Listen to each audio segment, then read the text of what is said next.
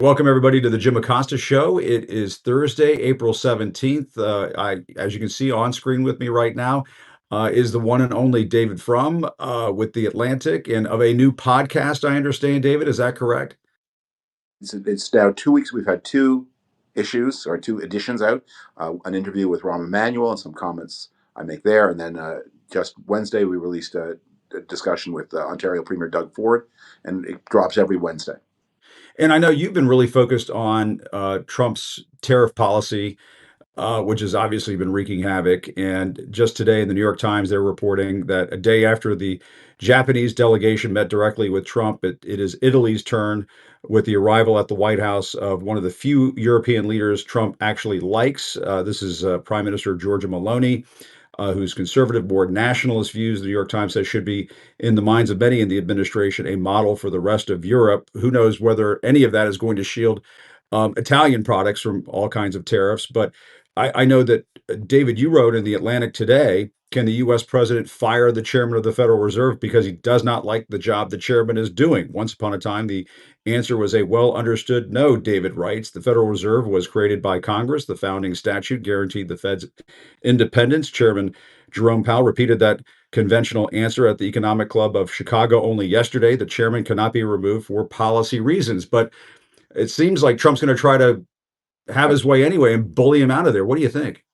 Well, the article goes on to say, look, we all believe that the chairman is irremovable by the president for policy reasons, but we used to believe that the director of the FBI couldn't be removed for policy reasons. From Jimmy Carter until Barack Obama, every president cohabited for some years with a FBI director appointed by the other party. In Reagan's case and Obama's case, I believe each of them had an opposite party director for 7 of their 8 years of their presidency. They didn't pick their own FBI director until the last year or two. And it was just considered unthinkable that a president would fire an FBI director for any reason. The only exception to that was when Bill Clinton became president. He inherited from the George H.W. Bush administration both an FBI director and a recommendation from the George H.W. Bush administration that he fire the FBI director because the FBI director was accused of fiddling the expenses. Yeah. So he got both, and he spent months trying to escape this predicament because he didn't want to do it. Trump Yeah. fired 2 FBI directors. So Right. that tradition and the tradition the Federal Reserve chairman can't be fired is in mortal danger. And Jay Powell is there because of Donald Trump.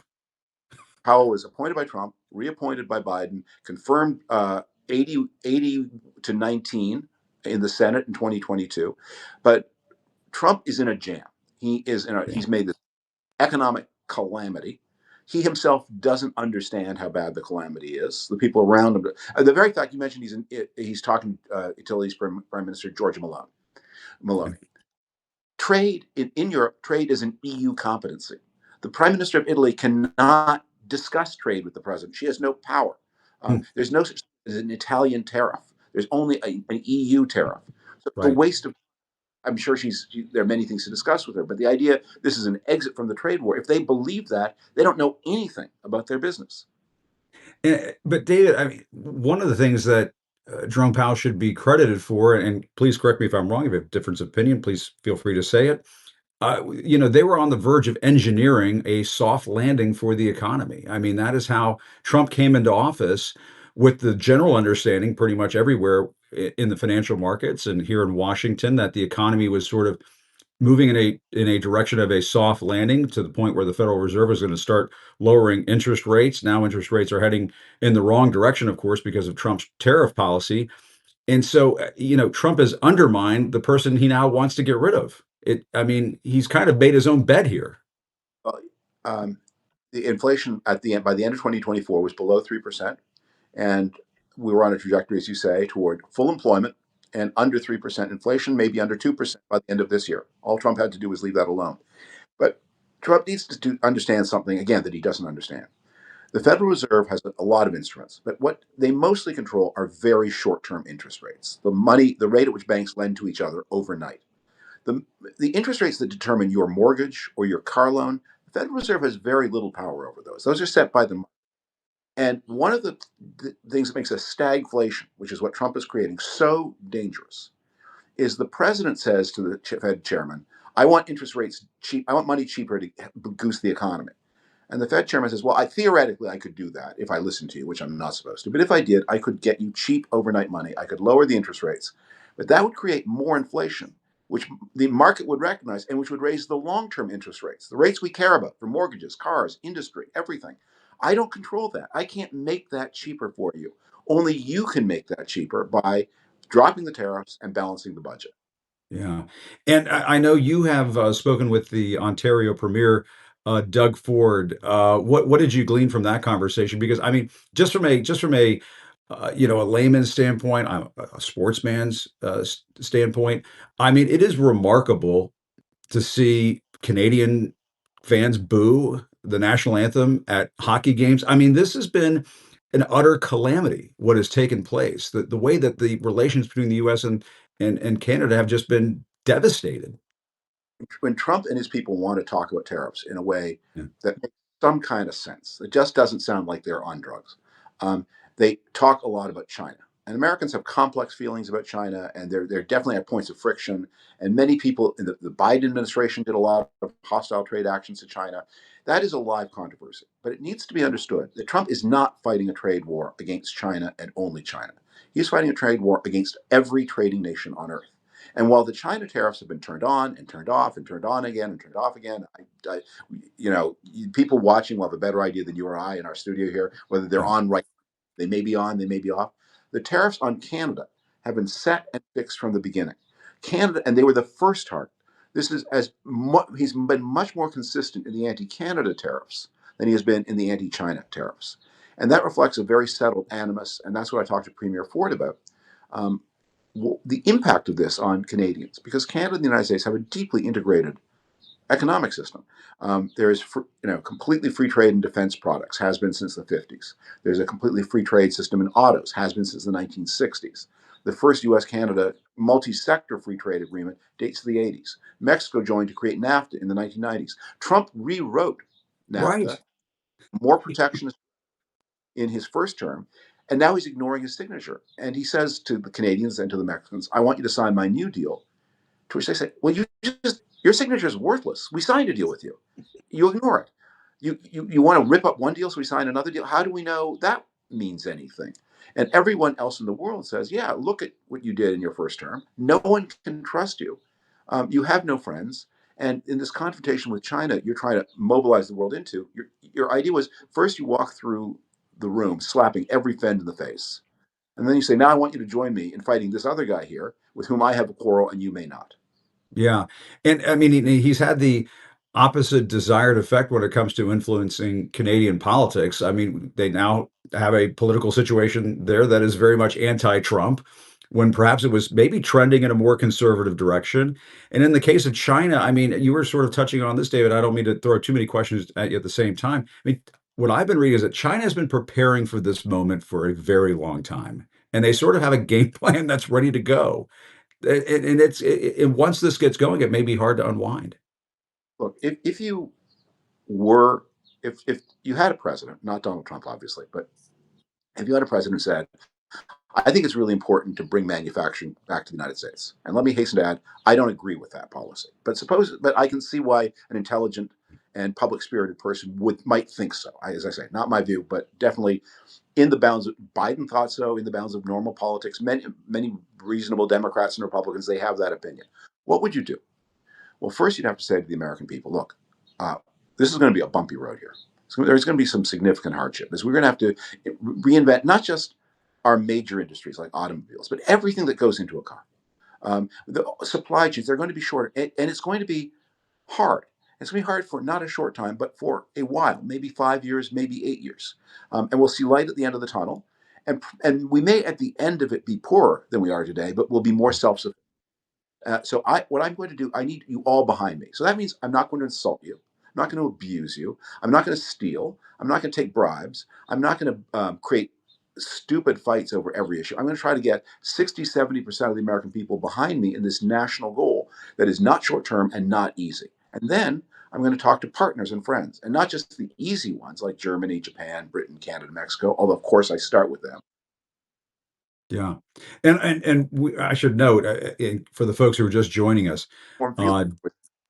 I'm going to mobilize them. I have a big diplomatic effort. So I'm going to rally the country. I'm going to rally the world, and we're going to work on China together.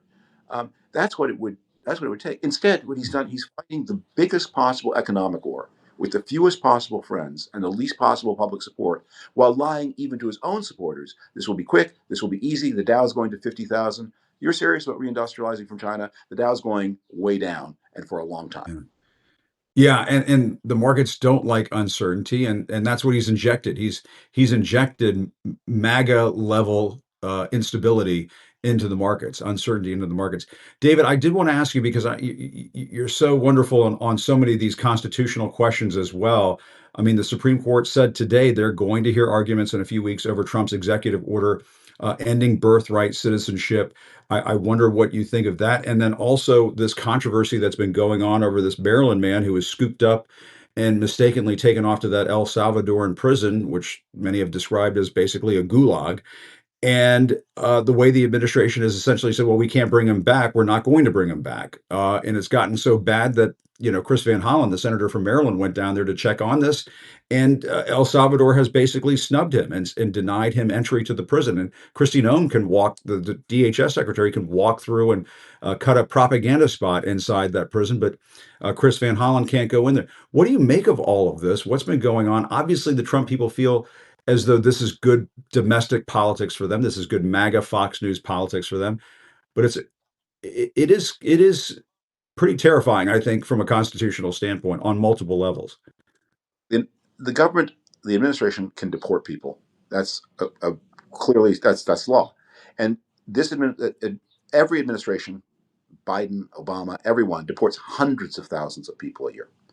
And the procedure for deporting people is quite expedited. You don't go in front of I'm going to use a term of art, an Article 3 judge, that is a judge who's been confirmed by the Senate. You go in front of a magistrate who works for the executive branch. You get an expedited hearing because the Constitution exists to protect due process rights, life, liberty, and property. And in an immigration hearing, we're not taking away your life. We're not going to hang you. We're not taking away your liberty. We're not putting you in a jail. We're not Yeah. taking away your thing. You have a passport from a country. You're in this country. You don't have a right to be in this country. We're sending you back to the place where you do have a right to be. And so the process that is due to remove someone from this country and send them to another is pretty limited. There's a hearing. It lasts usually less than an hour. Are you the right? Are these the same people? Are you the guy? Like, do we have the right Mary Gonzalez or the wrong Mary Gonzalez? And do you have any argument? Like, are you a victim maybe of political persecution? We hear that. So, but bang, no, hundreds of thousands of times a year, people are removed. And if this Maryland, El Salvadoran man had been removed and sent to a country where he had a right to be, this would not be an issue. But due process gets a lot more intense when we're depriving you of life or liberty or property. When we're sending you, not get off, you're off the bus, you're off the plane, bye, good luck. Here's your wallet and your clothes, good luck. We're putting him in a prison, a maximum security prison for life. And the United States taxpayer is paying for it. That is sentencing somebody to prison. And for prison, you get a hearing. And this man had no hearing. And so it's not interesting. Is he a good guy? Is he a guy? I don't know. Was he not, was he a Right. wife beater? I don't know. It doesn't, there are wife beaters in the Trump cabinet. There are people who are credibly accused of domestic abuse in the Trump cabinet. Yeah. They get a hearing. President was credibly accused. Yeah. Yeah. Get a hearing. Yeah. If he had just been sent out of the country, this would not be an issue. He was sent not out of the country, but to a prison, and then he gets a hearing. Yeah. But they obviously see some domestic political gain out of this, and it seems to fall in line with, Trump's campaign of retribution and revenge. It's almost a campaign of trying to spread fear. I mean, just today, Senator Lisa Murkowski said, or she was apparently this video emerged where she had said at a leadership summit on Monday, we are all afraid of Trump. She was asked a question about what she would say to Alaskans who are afraid of what the Trump administration is doing, and she said something along the lines of "We're all afraid," and it just takes me back to what's been happening with these law firms, what's been happening with these major media organizations, federal workers, you name it. What you and I haven't spoken in a long time. What is your sense of what Trump has been up to, and do the pieces fit together for you? when Trump came to office the first time in 2017, um, he didn't know what he wanted to do. He didn't know how the government worked. And he surrounded himself with people who he thought would help him, but actually were patriotic Americans who didn't want to help him, or many of them. And so he thought because you wore a uniform that you would be a big bully like him. And he discovered, no, that, hey, the people in the military, they're real patriots and they obey the Constitution and they're non-political. The prestigious businessmen, not people who come from scummy things like the meme coin industry, but you get the head of ExxonMobil, you get people with the former head of Goldman Sachs. They are interested in the long-term health of the American economy. And by the way, they're rich enough, they don't care what you think about them. So this time around, he has a crew of broken people. So this time he knows what he wants to do. He knows how to do it, and he's got enablers. So that's the difference. But he's making one mistake that is really going to haunt him. If you want to do a consolidation of power in an authoritarian regime, you want to punish your enemies and help your friends, you want to steal a lot, you have to deliver some degree of economic success to the whole country. It is a disturbing fact. America, non-America, everywhere. People will put up with a lot if they feel prosperous. And that was the lesson of Trump one. And it was a bumpier story. I have a Twitter thread about that today. Trump one was not the economic success story that he wants people to think. He got the stock market crashed in the second half of 2018 because he tried a trade war then. And we ended, of course, with the COVID Right. disaster. But deliver prosperity, you can get away with a lot. And he is driving the economy off the cliff.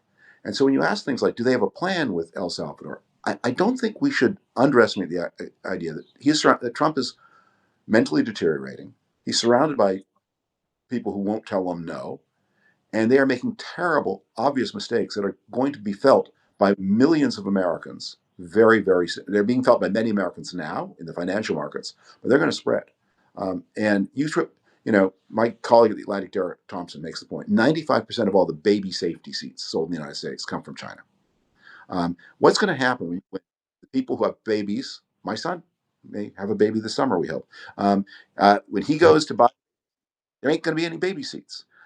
What happens? What happens when people want to buy fresh produce from Mexico when it gets cold in the northern United States? Those things are not going to be there. Toilet paper. 30% of the pulp that goes into toilet paper comes from Canada. There, we're heading toward toilet paper shortages, and when you do all these things happen, and there's a consolidated move to a consolidate authoritarian rule, then you get into a lot of trouble. Yeah, I mean, when MAGA cheers on Trump because he wants to emulate Vladimir Putin, I mean, I'm not sure they had living like Russians in mind, and it is kind of But heading in that direction. Putin took over with extreme economic hardship in Russia and delivered real economic success for 8 years. Viktor Orban in Hungary, when he took over, not to be too technical about this, but there was a mortgage crisis across Central Europe in Mm. 2000. And Orban did some things that were a little unscrupulous and bad for the long-term economic health of Hungary, but in the short term protected Hungarians from a mortgage crisis that was felt by Croatians and Austrians and Slovenians and Slovaks. And Hungarians could look around and say, this guy must know what he's doing because all my neighbors are losing their houses and I'm not. Thank you, Viktor Orban. You want to steal, you want to be a dictator, go ahead. It's all right with me. You have to deliver economic success. That's the quid pro quo. And Trump was wrongly, but broadly perceived as doing so in his first term. Fewer people see it now, and by September, very few people will see it. Yeah, and so getting back to the campaign of revenge and retribution, the way he's going after these law firms, are you of the same mindset that a lot of people are, that as these law firms, bend the knee and go along with these, I mean, just cockamamie. I mean, this is surreal stuff that law firms would agree to 40, 50, $100 million worth of pro bono work for Trump's pet causes or whatever these goofy pet causes that they come up with. It seems to me it creates an atmosphere where you feed the monster gets food, the monster wants more food, and it just seems to be very basic. Is It's that your yeah? and what the law firms did was they thought they could outsmart the situation.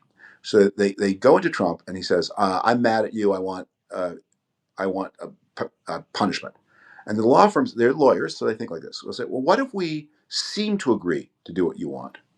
But we write the agreement and we pledge 40 or $50 million of pro bono work, which we were going to do anyway, for causes like academic freedom, which some of our people are interested in, and we've riddled this thing with escape hatches. So we've given you the appearance of a victory, but actually we've left ourselves escape hatches. That's what smart lawyers do.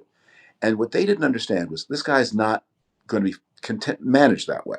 That what he wants is he wants free legal services for himself and his cronies. That's his idea of pro bono. He doesn't want you defending victims of anti-Semitic discrimination. He doesn't care about that. He wants free legal services for himself or for Yeah. the industry. And so the law firms are smart. They thought they could manage this with lawyerly escape hatches, and they discovered it didn't work. Yeah. I don't want to tie up all your time today, Dave, just because it's been so long since we've spoken. Two last things. One is Elon Musk and Doge.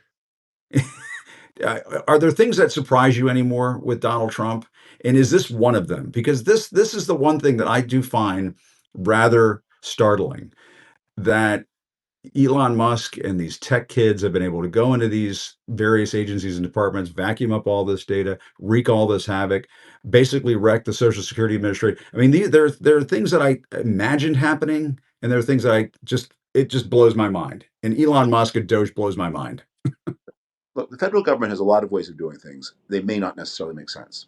Yeah, Again, in an alternative universe, there would be nothing wrong with the president saying to one of America's leading businessmen, I want you to bring a fresh pair of eyes, the way everything in the government is done.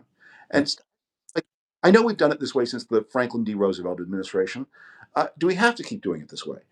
Do we need 3 copies of this? Do we need the? But here's I got a couple of requirements. Before you come in and give me your fresh eyes, obviously you have to divest from all your. Obviously, Obviously. like you can't be purging the SEC while they are investigating your company. Yeah, obviously. So if you know, uh, Mr. Imaginary Elon Musk, really want to be of service to your adopted country, you're obviously you maybe in days when you were obviously a great creative businessman. You've done many things. You have great abilities. Put them at the service of your country. Sell your companies or put them in a blind trust. Put your money in T-bills, and divest yourself of all conflict of interest and come help us. Then you're welcome. But that's not what's going on here. What has happened is America's largest contract, or one of its largest government contractors, someone who's under multiple investigations for many kinds of accusations, is now putting the gun to the heads of people who are supposed to be investigating them. That's right. It's not the idea wasn't wrong, but it's Trump, so of course it's crooked. Yeah, it just reeks of corruption, and it reeks of an oligarchy, and it's astounding to me. And I know you used to work for George W. Bush. It's astounding to me that Republicans would go along with a lot of this stuff. I mean, just the invasions of people's personal data, and sicking the IRS on people. I mean, this is the stuff that I thought conservatives railed against. I would pick up the National Review in the mid 2000s and read about, these sorts of things should never happen. I was a speechwriter for W. Bush, and in my office, and the computer technology was more primitive then, I had 2 printers with 2 stacks of paper and 2 sets of inkjets. Because if I was working on a speech for President W. Bush, I used 1 set of paper that was provided by the government. And if I, after 5 o'clock, or on, because I was an executive, so I'm on, presumably they don't monitor my hours, wrote a speech for party leader George W. Bush to deliver at a Republican fundraiser, I used the printer paid for by the RNC, with paper paid for by the RNC, with paper for by the RNC. And look, there's a lot about this that was over persnickety, but it was every time you looked at them, it was reminded, there's the government and there's the party, and presidents Wow. responsibility, both responsibilities. And by the way, I'm sure those printers were there under my Clinton predecessors and under my Obama successors. Amazing. Amazing. David, it's always great to talk to you. I hope we got to everything that you wanted to cover, but I hope we can do this again sometime. I always enjoy our conversations. It's been too long.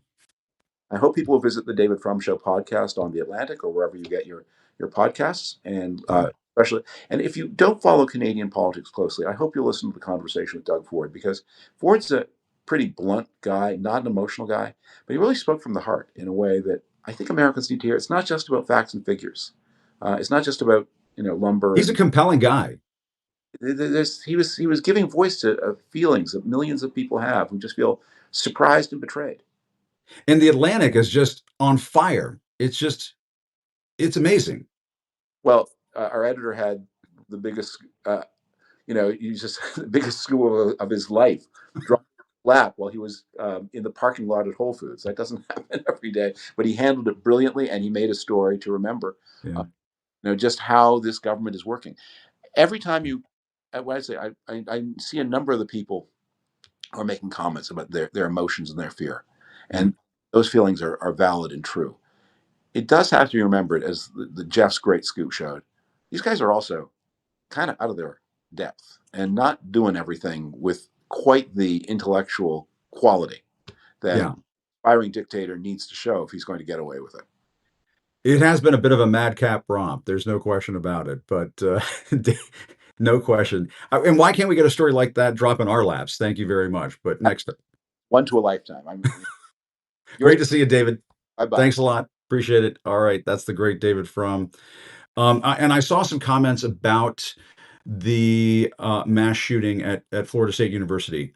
I do want to recap what we know about that at this point. As some of you were pointing out as I was coming on, it has happened again.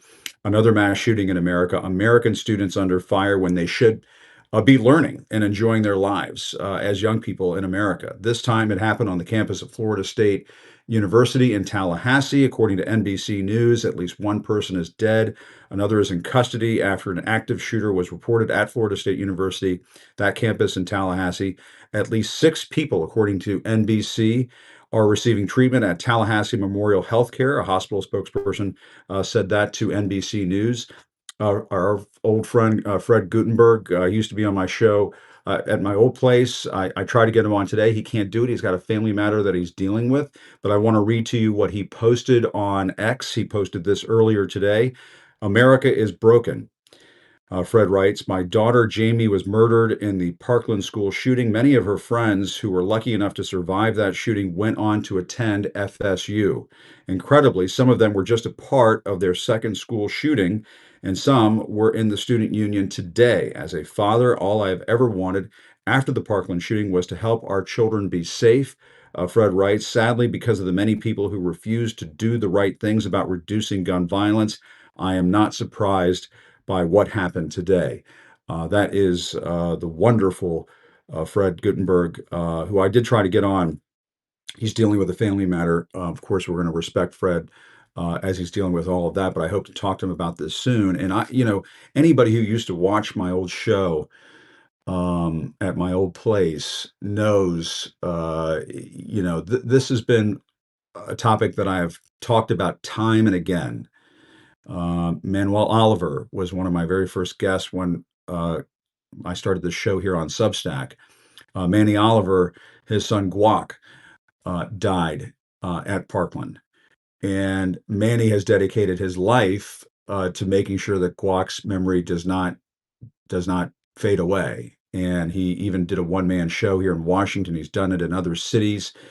And so I'm also thinking about Manny and his wife, Patricia, and their whole family, because every time this happens in America, and it happens far too often, all of these families who have endured all of these mass shootings, where you're talking about Sandy Hook, the multiple mass shootings that have occurred in Colorado, in Florida, and many other states in our country, in Texas, these families go through this all over again.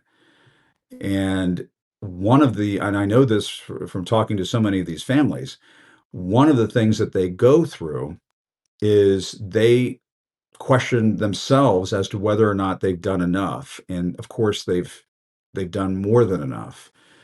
And I know that all of those families, they must be feeling so much right now. And so my heart goes out to all of them, obviously going out to the campus of Florida State University, FSU in Tallahassee. Such a great school there in Florida. I have friends there in Tallahassee, and so I'm very concerned about that taking place. But it has happened again, another mass shooting in America. I'm going to try to bring in Tara Setmayer. She is standing by. Tara and I will probably talk about that, talk about some other things that are in the news. Tara, of course, was at my town hall in New York the other night, along with Michael Cohen and Don Lemon and Olivia Troy and Harry Dunn. And we just had a marvelous time talking to the audience there. And Don and I kind of recapped it yesterday. I want to recap it a little bit with Tara when she comes on board here. But there's a lot of news happening. As I was talking about with David Frum, and as David was saying, please go listen to David's podcast. I noticed it was shooting up the charts on Apple Podcasts. I mean, David is just one of the, and you saw this during the interview. David is just one of these interesting guys, and his mind works like an IBM supercomputer where you could just throw a topic at David and you could put quarters in him and he'll just keep going. He's especially passionate about the tariff issue. And when David and I were getting set and ready to go for this program, I said, well, what about this? What about that? And he said, well, I really want to talk about tariffs. And I said, let's do it. Let's talk about tariffs. And so we started the show that way. But as David was saying, he has started this new podcast. He's already interviewed Doug Ford, as he mentioned. He also interviewed Rahm Emanuel, which is also an interesting episode. So, but as we are waiting for Tara Setmayer to join us, and the Substack machine is doing its thing. It's churning. It's moving. The wheels are in motion. The gears are in motion. Some other stuff that are going on today. I did want to mention. I did mention this earlier about Chris Van Hollen, and we sort of glossed over it a little. We touched on it a little bit during the interview, but didn't spend a whole lot of time on it. According to the Associated Press, if you have not seen this news, Maryland Senator Chris Van Hollen says he was denied entry at that El Salvadoran prison today while he was trying to check on the well-being of Kilmar Abrego Garcia. He is the man who was sent there by the Trump administration back in March, despite an immigration court order preventing his deportation. That obviously is a situation, and we've seen Senator Van Hollen do a number of interviews so far, and he's rightly concerned about this. I mean, this is a not a U.S. citizen who was living in Maryland, but a person who was apparently here legally in the state of Maryland, who was scooped up and sent to this prison in El Salvador, even though the administration was told he needs to be brought back, and that it was done unlawfully. It was done mistakenly. And so Senator Van Hollen apparently went to that prison today, tried to get access to the prison, and was denied. All right, now let me see if I can bring in Tara one more time. Tara, if you're out there, if you're listening, trying to bring you in. Tara was with me the other night, did a fantastic job at the town hall, and now just trying to bring her on board. We'll see if she can get on the horn with us here. And I see a box popping, and there she is right there. Tara, great to see you. Hi, Jim. Good to see you One, again. I get to see you twice this week. I know this is great. Well, I wanted to have you on in part because I know your work at the Seneca Project. We meant to talk about it a little bit more at Yeah. the town hall. We did talk about it a little bit, but I wanted to talk about it a little bit more because you actually have a highly effective web ad. Is it a full ad, web ad? What is it?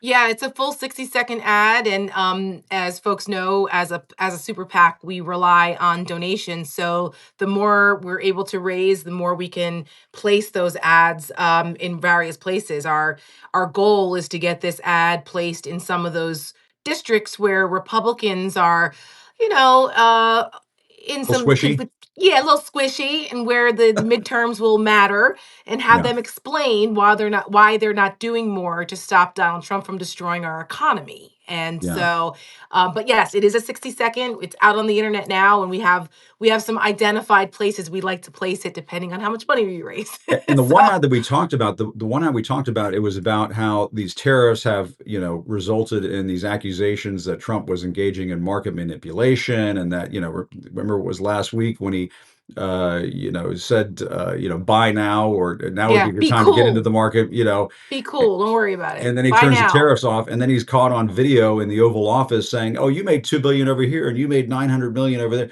You did an ad on that, which was highly effective. But you have Thank an you. ad right now that's up for a Webby, a different ad. Tell us about that ad. It's the American Girl ad, as if I'm not mistaken. Yes. I voted for it, but Thank you. yeah, Thank you, others Jim. can vote for it too. Yes. Yeah. So the ad that we talked about that's out right now, we called it "He's for Them," And what we did was it was a play on that very effective, unfortunately, ad during the Campaign. campaign that Trump used against Kamala about Kamala Harris is for they, them, Trump is for you.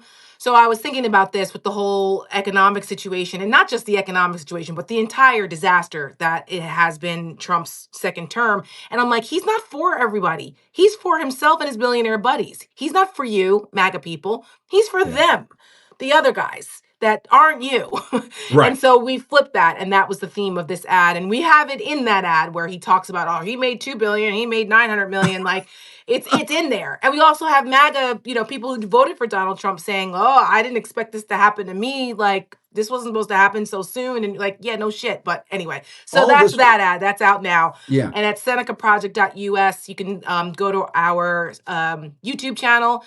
Oh, you can see all of our content there, including that ad. And as you said, our crowning achievement, our crown jewel, Yeah. which is American Girl. And many who don't know, I started the Seneca Project with my great friend, Michelle Kinney. She's my co-founder, and she's the chief creative officer of Seneca. She has many Webbies already for her Wow.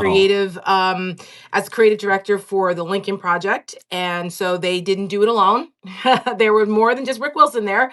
And so she is with me, and we started the Seneca Project last June because we wanted to focus on women and democracy. And so we didn't see anybody else doing that, and we were coming from a very right of center, left of center perspective, and we put out content speaking to women and really to everyone, but we wanted to speak to women from women's perspectives, not at women, because a lot Yeah. of organizations have a tendency to do that, especially organizations that are male run and male dominated. It's a different perspective. They suck So at it. Yeah. yeah, I mean, it's just a In some different, I'll just cases. Yeah. say it's a different, it's not a priority. So when we saw the end of the campaign, and the song American Girl is performed and written by the great Laura Bell Bundy. Mm. She's a Tony nominated actress and singer. She co-wrote it with Shay Carter and some others, and it is a unbelievable, amazingly powerful song. And Mm. Laura Bell Bundy is on our advisory board, and Michelle heard her perform this at an event in New York last year, and she called me right away and said, Tara, we got to use this. This is amazing. I heard it. I said, Mm. holy shit, this is amazing. And we were figuring out the best time to use it. And the final days of the election, this was before we even knew Kamala Harris was going to be the nominee.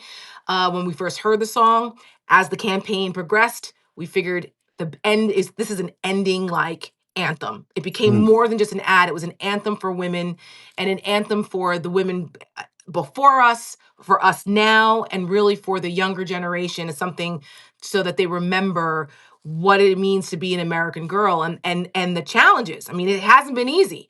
And so the lyrics and the power of that song really came through with our amazing editing team, New York Betty, that did it for us. And sure enough, the Webbies recognized it, and we Wonderful. got nominated. And for those who don't know, the Webbies are like the Oscars of the internet. It's like, it sounds Yeah. kind of funny. You're like, the Webbies, what are Will you that? be on But the red carpet? Are you doing all that? oh yeah, they have a red Oh, okay. carpet. It's in New York. The ceremony is a big deal. I don't win any awards, so I don't know what this is like. So I need Listen, others I've to got tell me news what for it's you, like. Jim Acosta. The Jim Acosta show, probably next year at this time, we will be Really? talking about the Jim Acosta show being No. nominated for a Webby Award or two. Trust me on Man, oh that. man. Speaking it now into existence. Yeah. Um, I'll so be yeah, hosting it so from a we gulag near you. But anyway, yeah, it's all right. It'll be I know, fine. right? If we all Yeah. make it there until next year, if we still have a freedom of speech next year, good Yeah. God. So yeah, so for the Webbies, there's two different ways to win. You can win by the judges, or you can win the People's Choice Award. And so that requires folks kind of like American Idol style going and voting for us. And today is the Yeah. last day. Mm. Voting ends at Cool. midnight tonight. They take away the counter, so you don't know where you are in the final day of voting. Yeah, we were in first place for a couple days, and then yesterday the others started to build a little bit more because we're in a category with like titans of industry. There's little o us. There's only four of us at the Seneca Yeah. Project. We are really like a family owned business here. The little We're engine just that the four could. of us Yeah. against Disney, Universal, and the WNBA. So, Wow. and then, but that's what they think of us. That's what I'm saying. It's like such an honor that we would be put in this category with these huge titans of industry with multi-million dollar marketing budgets and things. Yeah. And then there's us. So it speaks to the quality and the power of American Girl. And we are just so, so proud of it. So, we're hoping that folks who are watching that can go to senecaproject.us. I don't know how to drop it in the chat. I'll see if I can figure it out. But you Yeah. can go to our website and there's a little banner at the top that says vote for us. Click on that. Takes like 30 seconds to vote. You can vote for other categories, but that will take you straight to ours. And Wonderful. we were in close second yesterday. We were right in the second Oh, place there. okay. So we're like right there. Can I vote? And somebody just put it on there. Can I vote multiple times? Like just like No, you can only baseball vote all-star once. stuff? One Oh, okay. person, one Yeah. vote, just like voting I don't want in to real endorse life. voter fraud. I don't want anybody to get the wrong Right, we idea. don't want that. But it's one Yeah. vote per email. Okay. So yes, so that's why it's really a grassroots effort here for Mm. us, and it went so viral for us. We really weren't expecting that. We thought that it would be, people would like it, but it went super viral. I mean, Mm. to the point where I was at brunch a couple weeks ago with my husband in Virginia, and I had on my purple Seneca Project hat, and our waitress was like, "Oh my gosh, is that the group that did American Girl?" And I Mm. said, It "As a resonated. matter of fact, it is. That's my organization." She said, "That ad made me proud to be a woman."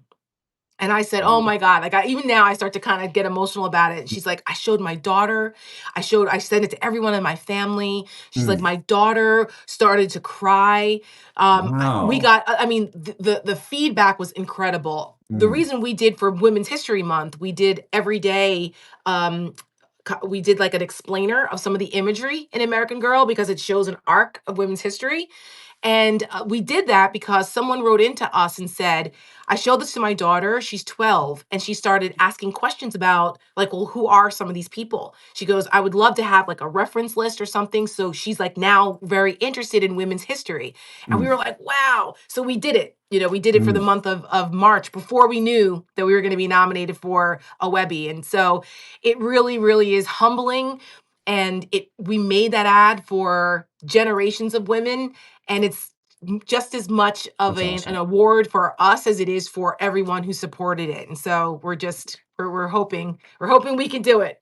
Yeah. Well, I'm keeping my fingers crossed here. Thank you. And I'm so proud of you and so proud of your organization and what you guys have been able to accomplish. And we just need more of that. We just need more of this kind of grassroots activism. And a lot of people are freaked out right now. And so, I Tara, when know. you do stuff like that, when you come to the town hall like you did the other night, you pour your heart out, it means something. It makes a difference. Thank you. So Thank I, you. I I appreciate it. I do No, want well, to, we appreciate you, yeah. Jim, for giving folks a platform, and everyone is like loving the liberated Jim Acosta. And you and I have been friends for years, so I like know you, but I think it's amazing that the world now gets to see all Oh, that's like so nice. all of Jim Acosta. Yeah, you used to hear me So drop F-bombs in private. Now I can just do it here. So, that's fuck right. it. That's that's It is right. what it. Yeah, no, I had a relative say to me the other day, you curse now. I was like, well, yeah, so we're just here. We're just talking. It's not a big deal. Right. Um, That's right. there's so much crazy stuff happening in the news here. I do want to get your reaction to a couple of things. Yeah. One is this terrible situation out of Florida State University. I read a tweet from Fred Guttenberg earlier. His daughter Jamie died at Parkland. Yeah. I wanted to get him on today. He's got a family situation happening, so he couldn't do it. But he put this very heartfelt note on X earlier today. According to NBC News, it's now two dead, five hospitalized in that shooting. And Fred's message in his tweet was, he started it this way: America is broken. Yes. And Fred Yeah. tried and worked like hell to get some semblance of, gun safety reform when Biden was president. Obviously, that's not going to, anything like that's going to pass that, get through the Congress now, get to the president's desk for a signature now. But I hate to think of it in that fashion, but on this particular subject, it sure feels that way. Yeah, coincidentally, my co-founder Michelle Kinney, who I just talked about, one Yeah. of her best friends runs the theater department at FSU, and she Wow. texted her shortly after Michelle and I were on Mary Trump's show earlier. Mary's on Mm, our advisory board. We love Mary. wow. We love And Mary. she, like, shortly after, Michelle texted me and said, "Oh my God, Julie is sheltering in place at FSU." I said, "What? What's happening?" And yeah, they barricaded her classroom with pianos and instruments and things, and it was terrifying. She Mm, said that they didn't hear the gunshots, but they could hear like police and stuff and telling them like shelter in place and all of this. And I mean, I can't even imagine what that is like. And what's sad is that I would say almost all of us have like some 6 degrees of separation from someone now who yes. has some experience with a mass shooting in this country. Yeah. And that is a really sad commentary about where we are. And it's not only about guns and responsible gun ownership, but it's also about mental health. It's about the system that's in place for the people, how easily they can access these weapons, Yeah. our gun culture. Listen, I come from a law enforcement family. I'm very comfortable around guns. We have guns in my house. My husband and I are members of a shooting club in the area. But Sure. it's not about restricting Second Amendment No. rights. It has Right. nothing to do with that. That is a red herring. A That has red been such a herring. line of bullshit for such a long Yes, time. I grew up in Virginia. We used to shoot guns, and I for one of my buddies' bachelor parties, we went to a gun range and shot. I mean, it's like the idea that the federal government's going to come and take everybody's guns and all that. It's such horseshit. It's it honestly is. horseshit. It And is. we need to point out, just a week ago, Glenn Thrush reported this in the New York Times. The Trump administration is expected to roll back a range of Biden era gun control measures, including a program to crack down on federally licensed gun dealers who falsify business records and skip customer background checks, according to two people briefed on the move. I mean, so things are so fucked up right now from a gun safety perspective in Yep. America, and this keeps happening over and over again. And it's one of the things that really makes my blood boil almost more than anything, because I have kids who are in that teenage age group. I don't talk about family stuff all that much, but anybody who has kids understands this is the life that they have now. Yeah. They worry about this. If they go to the mall, they go to a movie, somebody drops a book and it makes a loud noise, or a broom or something and it makes a loud noise. It's just on their minds all the time. And the fact that the Trump people would roll back regulations. We don't have enough regulations. You don't even have universal background checks in this country. Right. It is completely insane. It This is is one like, area where we are insane. why are we surprised? Okay, we Yeah. know that the gun lobby has, a lot invested in Trump. We know that his son cosplays being a tough guy with big guns and shooting animals and things like that. They are just so despicable and inhumane and indecent on so many of these things that it's tough to deal with, but unfortunately this is who got back in office and it's what we have to deal with. And on so many levels, it's not just the gun safety issue, that American lives are at risk because of Donald Trump being in office. Whether Yeah. it's the gun issue, whether it's rolling back EPA regulations, whether it's the wackadoo RFK Jr., who's going to get people Oh killed God. as our HHS secretary, spewing nonsense and unfactual things and garbage that's going to get kids killed and adults, Yeah. whether they're rolling back the funding for state university, or for private universities that they get money from the federal government for research, cancer trials, people getting their, kids with cancer not able to access the experimental medicines or treatments because Donald Trump's government pulled that. Mm. They don't give a fuck. And this is a problem because Yeah. it's not just about, I mean, it's bad enough that his buddies are getting enriched by all of this. There's always some kind of scheme in here with somebody making money off of it. But now we're at the phase where it's literally costing lives. And if that doesn't get Absolutely. people motivated to fight back against this regime, I don't know what will. I don't know Yeah. what will. It's a shame, but this is where we are. And it's not okay. We shouldn't just be okay with it. They gaslight us into just trying to desensitize us to the loss of life. Same thing with women, right? That women are dying because of draconian reproductive laws that are And we don't even restricting talk women. about we don't even talk about that anymore. Right, It's right. just Women, nobody cares about women anymore, right? We're yesterday's news now. It's all about the lonely bros and men yeah, who feeling care? some kind of way because women and minorities are advancing in this country. Like, get a fucking grip, okay? I Women gotta are say as a dying every guy, day. I have to say as a guy, I think I've lost all patience for other guys who complain and moan about how the world is against them. I Right. really I'm sorry, I know. guys. Listen, Joe Rogan, all these right. Ben Shapiro types Like, with their stop. podcasts.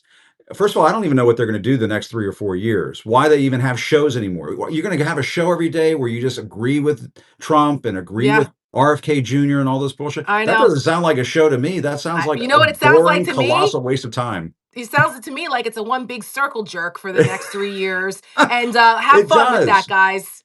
But and what's his name? Josh Hawley used to talk about this crisis of masculinity. JD Vance too. And maybe the crisis of masculinity is it's all these guys who just can't get over themselves. I mean, Honestly, be a man. listen. If you want to man up, that's one area where you can man up and stop worrying about people taking your guns and being out against you on all of these my viewpoints have been discriminated against. Oh, gee, look what they're doing now. They're Right. scooping people up and carting them off to Louisiana and God knows where because of their And points of yeah, view. and El Salvador. I mean, are you happy now? Is this going to Yeah, make you feel like more of a man? This makes you feel like more of a man that, I don't get it. disappearing people and violating constitutional rights? Because I've got news for you, MAGA Yeah, bro. They're going to come for you too if you don't comply. Then no one yeah, is safe when you start going down this slippery slope. And that's the part about this that's so frustrating. Those of us who don't have the planks in our eyes and understand and see what's happening and are yelling from the rooftops, warning about this, we get it. But it's the yeah. MAGAs and the people who are in denial about where we are that I don't know how much further down this authoritarian path we have to go before Yeah, they wake up and realize that this is all coming for them too. They helped enable this, they helped right. enable their own potential demise. But And that's it's why and we're it's here. We're here and to try to stop that. and the other crisis of masculinity is the chronic sucking up to Trump, which is also, Yes. it's just kind of flaccid. It's not alpha Not kind of. male. It's I think it's that's the beta. problem with a lot of this, Jim. It's what do they call that? Beta soy boy. I mean, all the Yeah, all of it. snowflake. All of it. I don't get it. Like a lot I of these don't guys, either. you know, I don't either. And the thing yeah, about the whole masculinity thing in Trump is like, Trump is the least masculine person you could ever have to be at the top of this food chain. There's nothing yeah. alpha about a guy who worries about his hair, wears makeup that makes him darker than me, and wears girdles to suck in his fat stomach, and and like doesn't It's even dress well. He dresses like a it's slob. not it's I not. don't understand where's that It's he's flaccid. never done anything. He hasn't taken up arms or sworn an oath to defend this country. As a matter Yeah, of fact, he was a silver spoon draft dodger so that he yeah. wouldn't do that.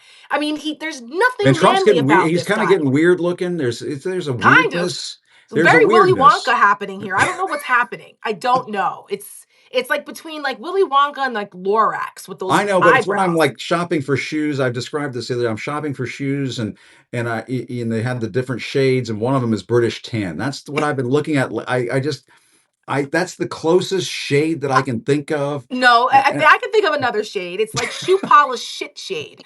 That's what it looks like. okay, now we're getting carried away. I mean, Um, listen, we have to have some levity here I know, I because know. there's so, Well, like you said, shit is very fucked up, and we need to be able to kind of like get some joy. Like no, today, but I just have you yeah. seen? Can I just switch subjects for a quick No, yeah, second? please, please, Speaking yeah. since we're being petty for a second, All right. have you seen the memes coming out of China with JD Vance and the Oh eyeliner, my God. hillbilly That eyeliner some of made that in stuff is a China? work of art. Is it like AI where they're like working at a sewing machine and they're on the factory line and All of then it, just all of that? dragging MAGA for their Wow. asinine tariff policy and what they're doing to our country. This is how Man. the world is looking at us. And let me tell you Yeah, what, the Chinese never take a day off. Okay, they are formidable opponents, they and are. Donald Trump has picked the wrong fight here. And a lot of this, and you're right, a lot of this, and this goes back to what we were talking about earlier with your Webby. nomination. A lot of this is being fought on social media through Yes. memes and so on. And there's some of these goofballs. Is it Benny Johnson is one of these goofballs that says the left can't meme or something? Oh, I'm please. They're the sorry. ones that I'm whine seeing the most. I'm seeing some memes. I'm seeing some potent memes. They are the There. snowflakes. Everything they accuse everyone else of, they are by Yeah. like, and to Yeah. the nth degree. And I will say, It's just, it's I did TV. I outrageous. have done TV for a very long time. I've never put on eyeliner. I will tell you, like this is just au natural. And maybe, Yeah. maybe if you're not born with it, maybe you got to use a little. Maybe you got to make Listen, it Maybelline or however yeah, that that's right. ad Maybe it's goes. But Maybelline. maybe it's Maybelline. But Look, I have no, if you want to wear eyeliner, good for yeah, you. God bless. I don't yeah. care. I I don't. mean, I listen, hey, some of do my you some do of my you? friends have had the like fierce some of my gay friends. I don't know any straight men that wear eyeliner, but I'm just Yeah. saying, like, if you want to wear eyeliner to make your eyes pop, I have eyeliner on. Good for you. Good for I have no you. problem with that. But then, like, don't deny who you are. Don't I just think that JD Vance exactly. has a crisis of identity. Yeah. And so the fact that the Some Chinese kind of recognize that too, I think is pretty funny. Well, Tara, I always enjoy our conversations. I loved seeing you at the town hall the other night. I thought that was spectacular, Oh, thank and likewise, my it friend. was so much fun. And it was one of those things where it was kind of like experimental theater. We were just like rolling the dice and say, "Is this going to work? We don't know. Let's try it."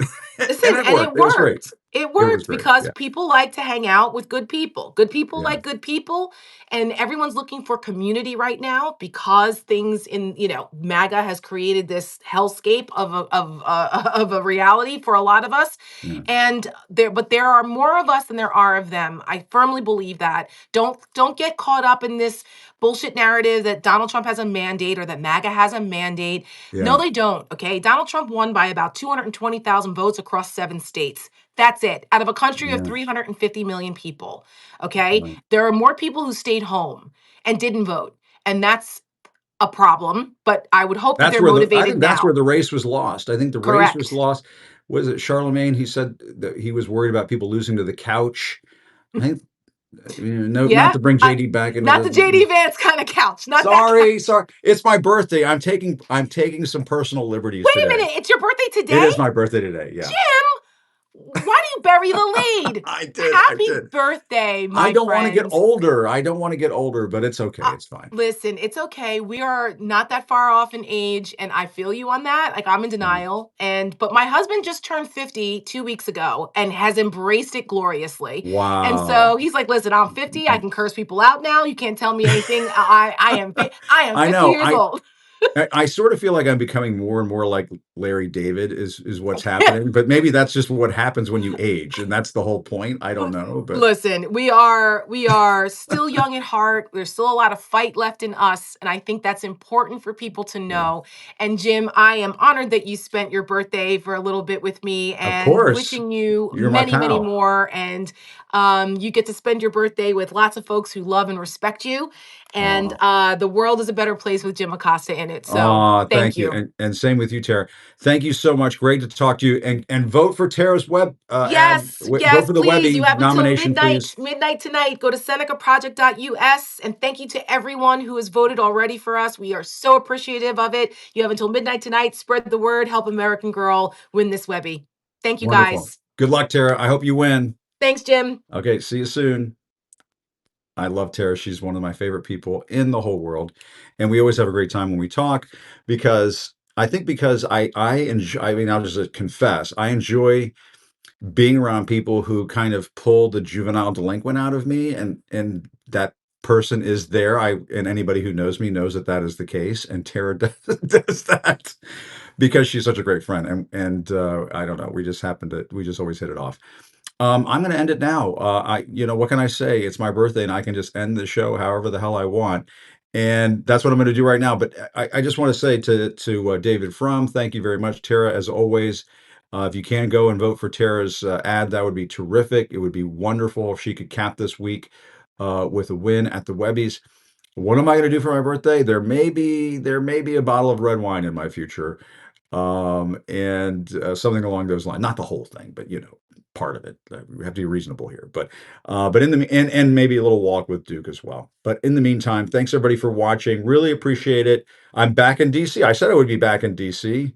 And I'll be back, I think, tomorrow as well. We've got some cool stuff planned for tomorrow as well. So, but in the meantime, really appreciate everybody tuning in. You have made this a very happy birthday for me, in particular because of all of the folks who tune in and day out and are really committed to this program. It continues to just astound me, and knock me off my feet. All of the love and support that folks share with me and send my way every day, and we're building a community here, and it has just been a real blessing for me. So thank you so much. Really appreciate it. That's my birthday gift. But in the meantime, still reporting from Washington, I'm Jim Acosta. I'm going to go walk Duke. Happy birthday to me. Have a great evening, everybody. See you later. Bye bye.